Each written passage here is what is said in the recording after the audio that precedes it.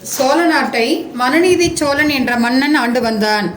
நீதி வலுவாது ஆட்சி செய்து வந்த மன்னனை மக்கள் தன் உயிரினும் மேலாக மதித்து வாழ்ந்து வந்தனர்.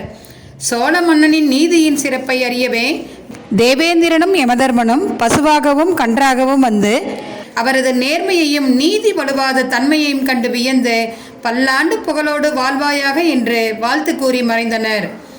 நீதி தவறாது ஆட்சி செய்வதையே தனது கொள்கையாக கொண்டவர் நீதிவிடங்க பெருமானினர்களால் ஒரு குழந்தையை பெற்று அதற்கு நீதிவிடங்கன் என்று பெயரிட்டு தனது மனைவி தியாகவல்லியுடன் திருவாரூரை தலைநகரமாக கொண்டு ஆட்சி செய்தார். தம் மக்கள் தம்மை எளிதாகவும் விரைவாகவும் சந்திப்பதற்கு வசதியாக தன் அரண்மனையின் வாயிலில் ஒரு ஆராய்ச்சி மணியை கட்டி வைத்து அவர்களின் குறைகளை கேட்டறிந்து பாரபட்சமின்றி நீதி வழங்கி வந்தார். அவ்வாறு வாழ்ந்து கொண்டிருந்த மன்னரின் ஆட்சியில் ஒரு சோதனை வந்தது. அந்த சோதனை என்னவென்று இப்பொழுது உங்கள் கண்முன்னே நடித்து காட்ட வருகின்றனர் எமது பள்ளியின் 9ஆம் வகுப்பு மாணவ மாணவிகள். ராஜாதிராஜ ராஜ மார்த்தாண்ட ராஜகுல திலக சோழர் குல மாணிக்கம் வருகிறார் வருகிறார் வருகிறார். வீரா ராஜ வீர சூரா வீர சூர வீரா சோழ வீர சீரா ஞானம் வாழ வாராய் வாகை சூட ஒருவோர் பகை போர நடுகள் சேர்க்கும் வீர மாறா காதல் மாற பூவோர் ஏங்கும் வீர பாவோர் போற்றும் வீர. அவையோர் அனைவருக்கும் எனது அன்பான வணக்கம். அனைவரும் அமருங்கள். ஆகட்டும் மன்னா. அமைச்சர்களே, ஒற்றர்களை நாடு முழுவதும் அனுப்பி நமது நாட்டின் நிலை குறித்து அறிந்து வரச் சொன்னேன் அல்லவா? ஆம் மன்னா, நமது நாட்டின் 4 புறமும் சென்று செய்தி அறிந்து வந்துள்ளனர். அச்செய்தி நமது நாட்டிற்கு மேலும் வலு சேர்த்தது போல் இருக்கிறது. அப்படியா? மிக்க மகிழ்ச்சி. அமைச்சரே, அப்படி என்ன செய்திகளை நம் ஒற்றர்கள் கொண்டு வந்தனர்? மகாராணியாரே, நம் மன்னரின் ஆட்சியால் திருவாரூர் வீதியே விழா கோலம் பூண்டுள்ளதாம். வீடுகள் தோறும் விருந்துகள் நடைபெற்று கொண்டிருக்கிறது. அது மட்டுமில்லை மகாராணியாரே, எந்த ஒரு சச்சரவும் இன்றி மக்கள் அனைவரும் நிம்மதியாகவும் சந்தோஷமாகவும் வாழ்ந்து கொண்டிருக்கின்றனர். நீங்கள் சொல்வதை பார்த்தால் நம் நாட்டு மக்கள் அனைவரும் எந்த ஒரு குறையுமின்றி வாழ்ந்து வருகின்றனர், அப்படித்தானே?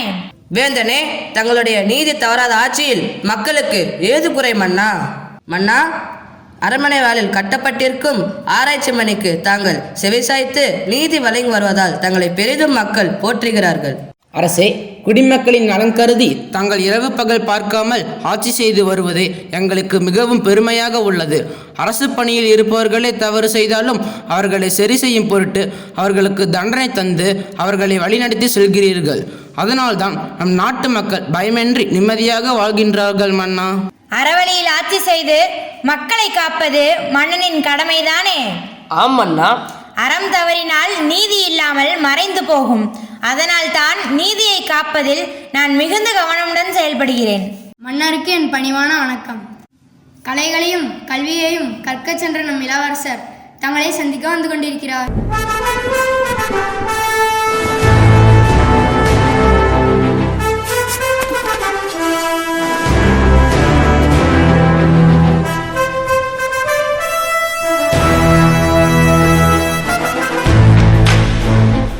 தந்தையே, தாயே, உங்கள் இருவரையும் நான் வணங்குகிறேன். மகனே நீதிவிடங்கா, வருக வருக. உன் வருகை நம் அரண்மனையை அலங்கரிக்கட்டும். மகனே நீதிவிடங்கா, உன்னை கண்டு எத்தனை நாட்கள் ஆகின்றது? நீ இல்லாமல் இந்த அரண்மனையே கலையிழந்து காணப்பட்டது. என்ன செய்வது? நீயும் எல்லா கலைகளையும் கற்றுக்கொள்ள வேண்டியது அவசியம் அல்லவா? அதற்காகத்தான் உன் பிரிவையே தாங்கிக் கொண்டிருந்தோம். மகனே நீதிவிடங்கா, கலைகள் அனைத்தையும் சிறப்புற கற்றுக்கொண்டாய் அல்லவா? அதில் என்ன சந்தேகம் தந்தையே? அனைத்து கலைகளையும் என் ஐயம் திறம் பெற என் அறிவுக்குள் புகுத்தி விட்டார் என் குருநாதர். அரசே, நம் இளவரசர் வயதில் சிறியவர் என்றாலும் அறிவு, கல்வி, வீரம் மற்றும் பெரியவர்களை மதிக்கும் விதம் என அனைத்திலும் உயர்ந்தவராகவே இருக்கிறாராம். அது மட்டும் இல்லை மன்னா, தேரேற்றம், குதிரையேற்றம், வால்பயிற்சி என அனைத்திலும் மிகச் சிறப்பாக பயிற்சி பெற்றார் என ஆசிரியர்கள் நம் இளவரசரை பற்றி புகழாரமே சூட்டிவிட்டனர். அப்படியா? இவற்றையெல்லாம் கேட்கும் பொழுதே என் உடலும் உயிரும் பூரிப்படைகிறது. நீதிவிடங்கா, வெகு நேரம் பயணித்து வந்த களைப்பு உன் முகத்தில் தெரிகிறது. சற்று நேரம் சென்று ஓய்வெடுத்துக்கொள். ஆமாம் நீதிவிடங்கா, சற்று நேரம் சென்று இளைப்பாறிவிட்டு வா. இல்லை தாயே, என் நண்பர்களை பார்த்து வெகு நாட்கள் ஆகின்றது. அவர்களை பார்த்துவிட்டு அப்படியே திருவாரூரில் கோயில் கொண்டுள்ள நீதிவிடங்க பெருமானை தரிசனம் செய்துவிட்டு வருகிறேன். தந்தையே, தாயே, எனக்கு அனுமதி தாருங்கள். அப்படியா? உன் விருப்பப்படியே சென்று வா. மகனே நீதிவிடங்கா, நீ தேரில் செல்லும்போது மிகவும் கவனமுடன் செல்ல வேண்டும். உன்னால் மற்றவர்களுக்கும் மற்றவர்களால் உனக்கும் எந்தவித ஆபத்தும் ஏற்படா வண்ணம் பார்த்து கொள்ள வேண்டும். ஆமாம் நீதிவிடங்கா, மிகவும் கவனமாக செல்ல வேண்டும். சரி தாயே, சென்று வருகிறேன். பெருமை மிக்க அறிவாளர்களும் புலமை மிக்க புலவர்களும் அமைச்சர்களும் அமர்ந்திருக்கும் இந்த அரசவையில் நமது நாட்டின் நிலை குறித்து சில திட்டங்களை ஆலோசனை செய்யலாம் என்று நினைக்கின்றேன். ஆகையால் தாங்களும் ஆலோசனை கூற நினைத்தால் இங்கு தாராளமாக கூறலாம். ஆகட்டும் மன்னா. நமது நாட்டின் படைபலத்தை அதிகப்படுத்த ஆள் பலத்தை அதிகப்படுத்தினால் நல்லதே என்று நினைக்கிறேன் மன்னா. அது மட்டுமில்லை மன்னா, மக்களின் எதிர்கால நல்வாழ்விற்கு கல்வித்துறையில் சில மாற்றங்களை ஏற்படுத்தினால் நன்றாக இருக்கும் என நினைக்கிறேன். மன்னா, நம் நாட்டில் வறுமையே வராமல் இருக்க ஆங்காங்கே நீர்ப்பாசன வசதிகளை அதிகப்படுத்தினால் நன்றாக இருக்கும் என நினைக்கிறேன். அமைச்சர்களே, கொஞ்சம் நன்றாக உற்று கவனியுங்கள். என்றைக்குமே ஒலிக்காத நீதிமணியின் ஓசை இன்று ஒலித்துக் கொண்டிருக்கிறதே. அரசி, எது நடக்கக்கூடாதது நடந்துவிட்டது போல் தெரிகிறதே. அமைச்சரே, காவலரை அனுப்பி என்ன நடந்தது என்பதை கொஞ்சம் பார்த்து வர சொல்லுங்கள். ஆகட்டும் அண்ணா, அப்படியே செய்கிறேன். ஒன்றும் புரியவில்லையே.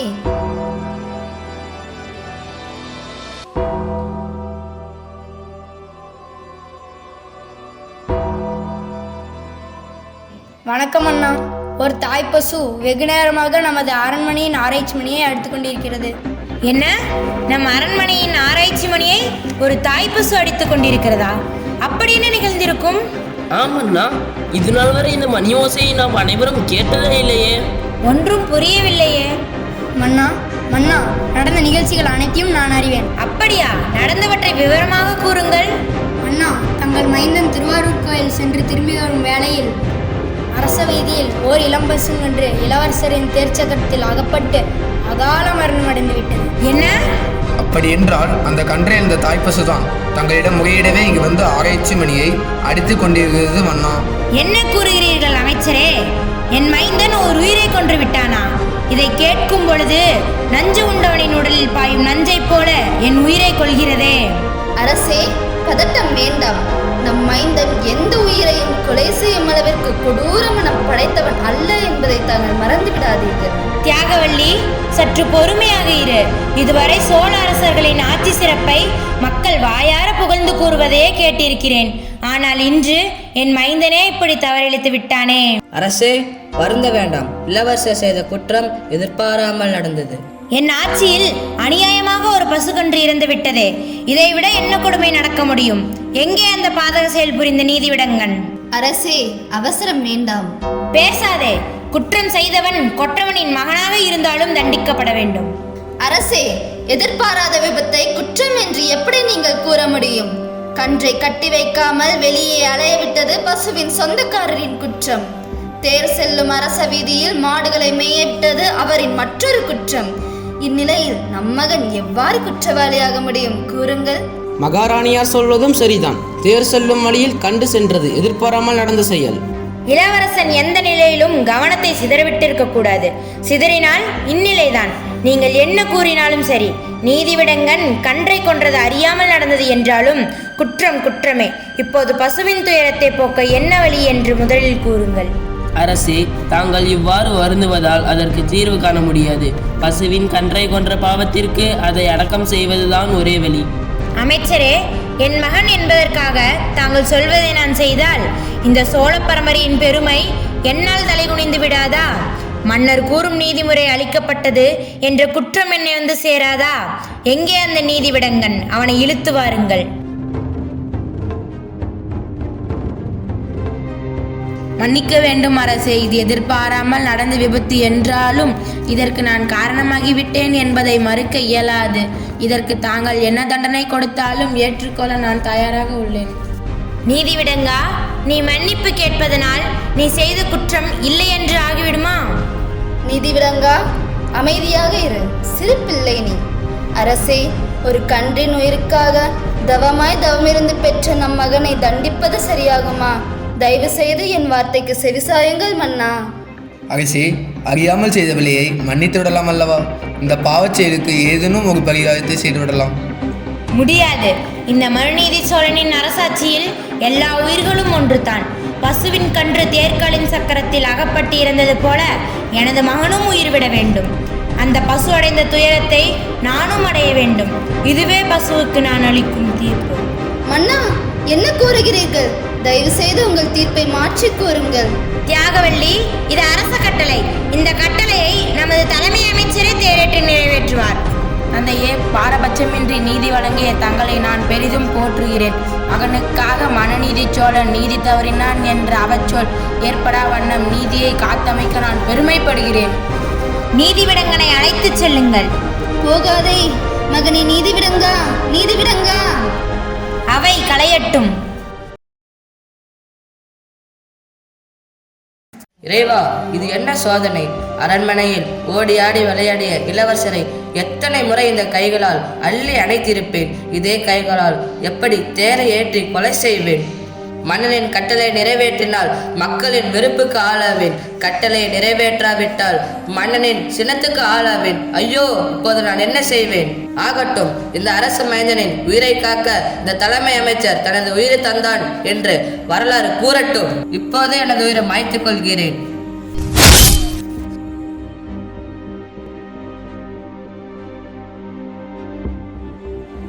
மன்னா, நமது தலைமை அமைச்சர் தமது கட்டளையை நிறைவேற்ற மனமில்லாமல் தாமாக உயிரை மாய்த்து கொண்டார்.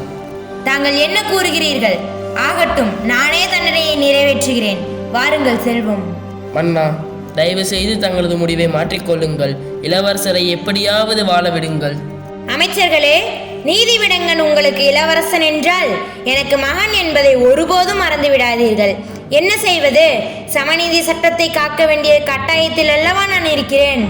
சட்டம் யாருக்கு வேண்டும்? உங்கள் சட்டம் தெரியாமல் செய்த குற்றத்திற்கு பரிகாரமாக தெரிந்தே பாவம் செய்வதுதான் உங்கள் சட்டமா? தியாகவல்லி, நீ எதற்காக இங்கு வந்தாய்? அரசே, இங்கு நடக்க போகும் ஒரு அபூர்வ காட்சியை காணவே வந்தேன். என்னது அபூர்வ காட்சியா? ஆமாம், தவமாய் தவமிருந்து பெற்ற அன்பு மகனை தந்தையே தேரேற்றிக் கொள்வது அபூர்வ காட்சி அல்லவா? தியாகவல்லி, நீ இந்த நாட்டின் மகாராணி. தயவு செய்து எனது நிலையை புரிந்து கொள். இல்லை அரசே, இல்லை. நான் மகாராணி இல்லை. மரண தண்டனை அடைந்த மகனை காப்பாற்ற துடிக்கும் ஒரு சாதாரண தாய். என் மகனுக்காக தங்களிடம் மண்டியிட்டு மடிப்பிச்சை கேட்கிறேன். கருணை காட்டி என் ஒரே மகனுக்கு உயிர் பிச்சை கொடுங்கள். அவனை அழைத்து கொண்டு இந்த நாட்டை விட்டே சென்று விடுகிறேன். தியாகவல்லி, உனக்குள்ள அதே துக்கமும் துயரமும் எனக்கும் உண்டு. நீ ஒரு மகனுக்கு தாயாக இருந்து பேசுகிறாய். ஆனால் நானோ நாட்டில் உள்ள எல்லா உயிர்களுக்கும் தலைவனாக இருந்து பேசுகிறேன். சமநீதி சட்டத்தை காக்க வேண்டியது என் கடமை அல்லவா? போதும், நிறுத்துங்கள். ஈவு, இரக்கம், பாசம், கருணை என எந்த விதமான உணர்வும் இல்லாத தங்களிடம் நான் பேச தயாராக இல்லை. உங்கள் கடமையை செய்ய செல்லுங்கள். தியாகவல்லி, உன் மனதை தேற்றிக்கொள். நான் வருகிறேன். மகனே, நீதிவிடங்கா. போருக்கு செல்லும் புதல்வனுக்கு வெற்றி மாலை அணிவித்து பெற்ற தாய் அனுப்பி வைப்பாள்.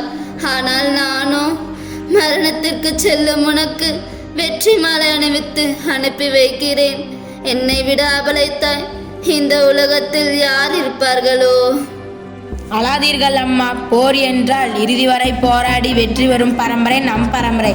மனுநீதி சோழ பரம்பரையின் சமநீதியை நிறைவேற்றச் செல்கிறேன். அங்கு பாருங்கள் அம்மா, தனது தேரில் புலிக்கொடியை பறக்க விட்டு என் தந்தை நீதி தேவனாக வருகிறார். அம்மா, எனக்கு நேரமாகிவிட்டது, விடை கொடுங்கள் அம்மா. வேண்டாம் மகனே, வேண்டாம். என்னை விட்டு சென்று விடாதே. தந்தையே, வணங்குகிறேன். தங்களது கடமையை செய்யுங்கள். இதோ தேர் சக்கரத்துக்கு அடியில் படுத்துக்கொள்கிறேன்.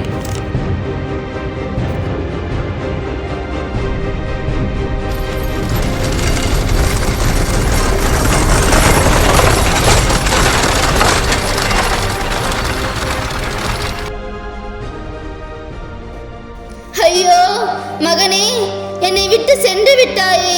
நான் வாழ்வது உன் சாவை காண்பதற்காகவோ? இதற்காகத்தான் உன்னை பெற்றெடுத்தேனோ? ஐயோ! மகனே நீதிவிடங்கா, உன்னை அள்ளி அணைத்த இந்த கைகளாலே உன்னை கொன்று விட்டேனே, என்னை மன்னித்து விடு.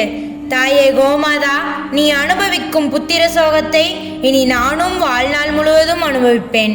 இறைவா, பெற்ற மகனை தந்தையே கொல்லும் அளவிற்கு கொண்டு வந்து விட்டாயே.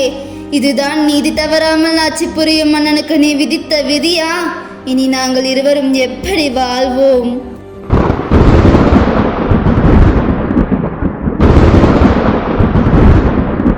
மனு சக்கரவர்த்தி, கவலை வேண்டாம். உன் நீதி தவறாத ஆட்சியை சோதிக்கவே இந்த பசுக்கன்று திருவிளையாடலை நாமே நடத்தினோம். எமது இச்சோதனையில் நீ வெற்றி பெற்று விட்டாய். இனி இறந்த கன்றும் உன் மகன் நீதிவிடங்கனும் தலைமை அமைச்சரும் உயிர் பெற்று எழுவார்கள். நீதிவிடங்கா, எழுந்திரு. மன்னா, உன் நீதி தவறாமையை இந்த உலகம் உள்ளவரை மக்கள் போற்றுவார்கள். வாழ்க பல்லாண்டு, வாழ்க பல்லாண்டு. மூன்று நிலங்களுக்கும் முடிசூடினான், புவனம் முழுதும் புலி பொறித்த கொடி நாட்டினான். மூன்று நிலங்களுக்கும் முடிசூடினான், புவனம் முழுதும் புலி பொறித்த கொடி நாட்டினான். தோன்றும் இடங்களில் தன் புகழ் நாட்டினான், தோன்றும் இடங்களில் தன் புகழ் நாட்டினான். என்றும் சோழர் பரம்பரைக்கே வழிகாட்டினான், சோழர் பரம்பரைக்கே வழிகாட்டினான், சோழன் வழிகாட்டினான்.